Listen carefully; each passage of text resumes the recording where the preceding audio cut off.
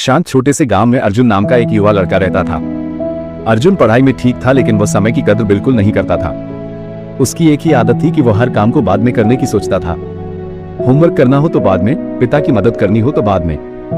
वो हमेशा कहता था, अभी तो बहुत समय है, बाद में कर लेंगे। उसके पिता राजू काका ये सब देखकर काफी चिंतित रहते थे। उन्होंने अर्जुन को कई बार समय की कीमत समझाने की कोशिश की, लेकिन अर्जुन हर बार उनकी बात को मजाक में टाल देता था। वो कहता, जिंदगी लंबी है पिताजी, अभी से क्यों परेशान हो। पिता चुप रह जाते, लेकिन उनके मन में ये डर था कि कहीं समय अर्जुन को बहुत देर से समझ ना आए। एक दिन गांव में एक बड़ी दौड़ प्रतियोगिता होने वाली थी।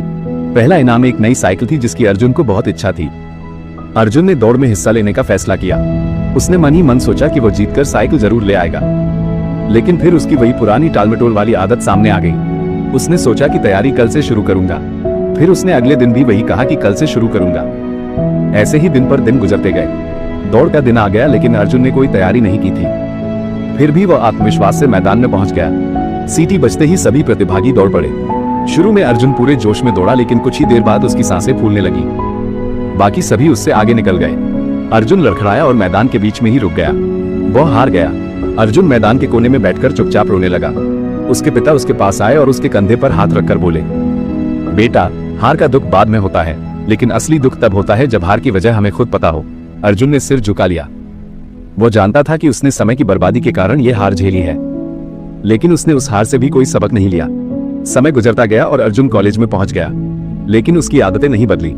क्लास में देर से जाना, असाइनमेंट टालना और पढ़ाई को हल्के में लेना उसकी आदत बन चुकी थी। वो सोचता था कि जिंदगी आराम से भी जी जाती है। एक दिन कॉलेज में प्लेसमेंट की घोषणा हुई। बड़ी कंपनियां इंटरव्यू लेने आने वाली थी। सभी स्टूडेंट्स ने तैयारी शुरू कर दी, लेकिन अर्जुन पहले की तरह बोला, अभी बहुत समय है, बाद में पढ़ लेंगे। दिन बीतते गए और इंटरव्यू का दिन आ गया। जब अर्जुन इंटरव्यू रूम में पहुंचा तो उसके पास कोई जवाब नहीं था। उसने न तैयारी की थी, न रिज्यूमे बनाया था और न ही कोई स्किल सीखी थी।